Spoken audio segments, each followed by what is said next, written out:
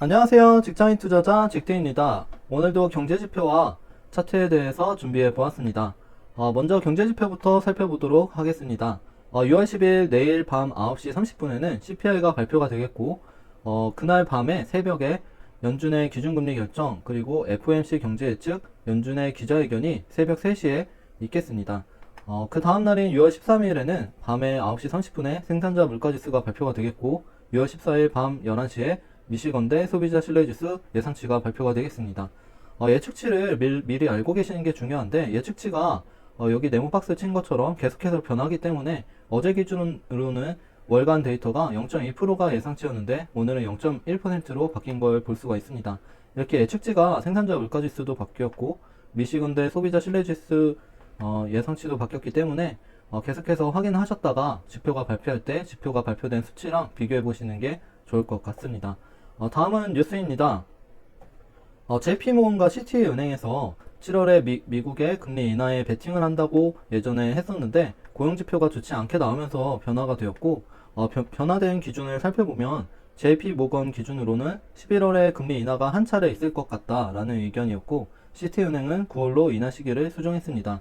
그래서 전체적으로 미국 은행 21개를 보았을 때 절반 이상이 11월 이후에 금리 인하를 1회만 할 것 같다고 예상을 하고 있습니다.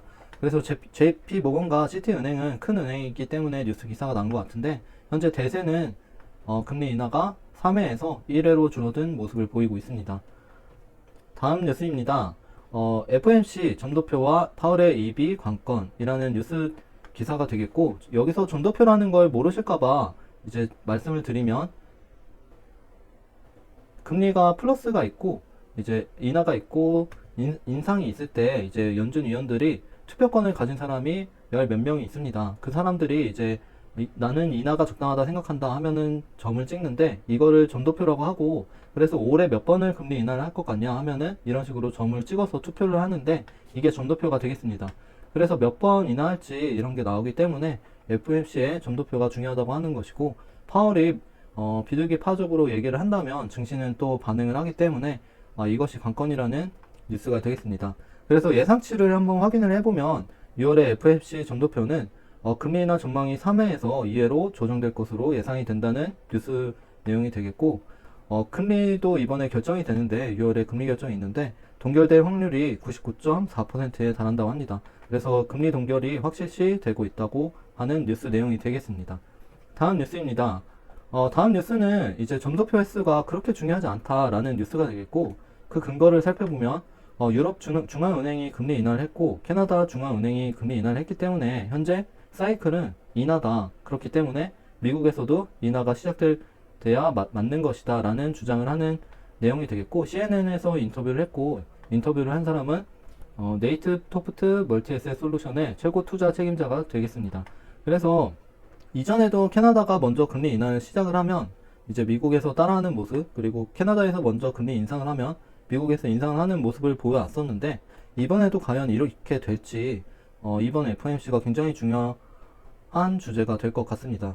FOMC에서 만약에 금리 인하를 이제 계획을 했더라도 당장 9월이 아니면 이번에 제 개인적인 생각에는 발언을 하지 않을 것이라고 생각하는데 그 이유는 FOMC 이 연준 위원들은 이제 그 어떤 것보다 인플레이션 수치를 낮추는 것이 최우선인데 이제 인하를 한다는 메시지를 주면 기대 인플레이션이 또 올라가기 때문에 연준 위원들은 아마도 인하기 직전에서나 발언으로 이제 인하를 한다 하지 않을까. 그래서 이번에 만약에 인하에 대한 시그널을 보낸다면 증시는 크게 반응할 가능성도 있습니다.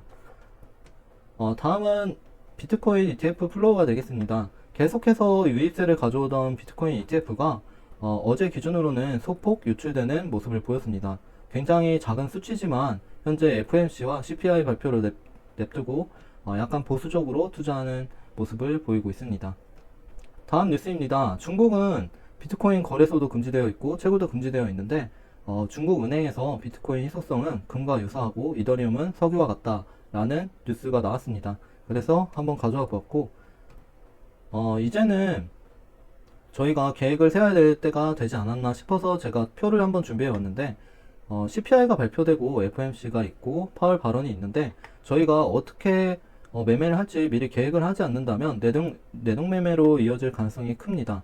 그래서 이렇게 만약에 CPI가 호재가 뜨면 어떻게 대응을 하겠다, 뭐 악재가 뜨면 어떻게 대응을 하겠다, 뭐 파월 발언이 어떻게 나오면 어떻게 대응을 하겠다라는 것을 미리 계획을 하시거나 아니면은 아예 그 기간에는 매매를 하지 않겠다 하는 미리 생각해 두시는 것이 좋을 것이라고 생각해서 한번 준비해 보았습니다.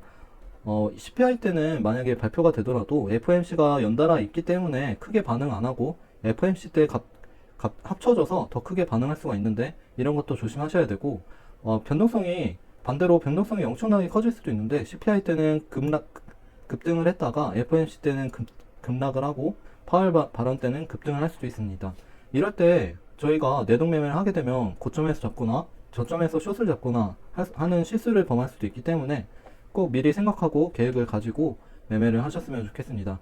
오늘 준비한 내용은 여기까지입니다. 차트에 대해서 좀 더 알아보도록 하겠습니다.